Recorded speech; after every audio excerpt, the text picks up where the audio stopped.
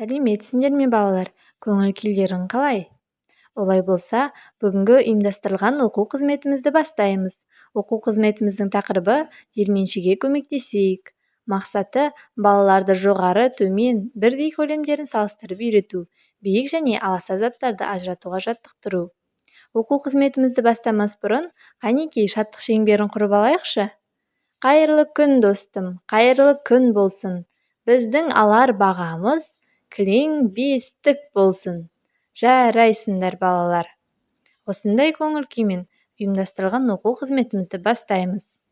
Балалар, суретке назар аударыңдаршы. Суреттен кімді көріп тұрсыңдар? Бұл кісі диірменші екен. Ол өзінің қаптарын салыстыра алмай тұр екен. Қане, қаптарды салыстыруға көмектесейікші.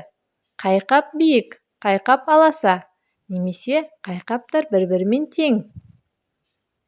Қане, жауабымызды тексерейік. Бірінші қап аласа, екінші қап биік, ал келесі қаптар бір-бірімен тең екен. Жарайсыңдар балалар, өте жақсы жауап бердіңдер. Енді келесі суретке назар аударайық. Бұл суретте нені көріп тұрмыз? Бірінші суреттегі керік биік, ал ит одан аласа екен. Ал екінші суретте ше? Ғимараттар бір-бірімен тең екен. Жарайсыңдар. Ал үшінші суреттегі алма ағашы шырша ағашына қарағанда биік екен. Ал шырша ағашы одан аласа. Өте дұрыс жауап бердіңдер, жарайсыңдар. Балалар, біз биік және аласа ұғымдарымен таныстық қой, Олай болса, біз заттарды биігінен бастап аласасына қарай қоюды білеміз. Оны суреттегідей реттілікпен қояды екенбіз. Енді келесі суретке назар аударайықшы. Ең биік үй кімдікі? Мысықтікі ме, иттікі ме, әлде тышқандікі ме? Ең аласасы ше? Дұрыс айтасыңдар. Ең биік үй иттікі, ал ең аласа тышқанның не екен, Жарайсыңдар. Ал мына суретте бірінші үй аласа, екінші үй биік екен. Өте дұрыс айтасыңдар. Балалар, кішкене шаршап қалсақ, сергіту сәтін жасап жіберейік. Қане, барлығымыз бірге орнымыздан тұрып, бақамен бірге билейік.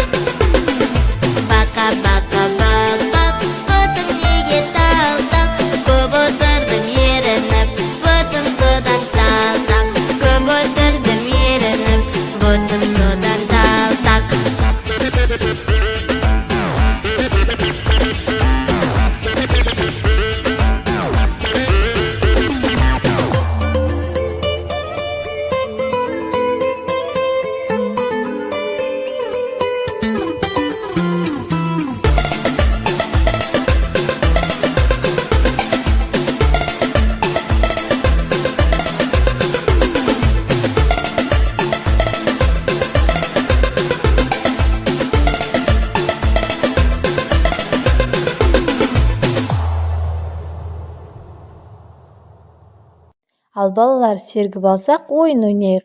Бүгінгі ойынымыз дастарханды жаяйық деп аталады. Балалар, суреттен қандай заттарды көріп тұрсыңдар?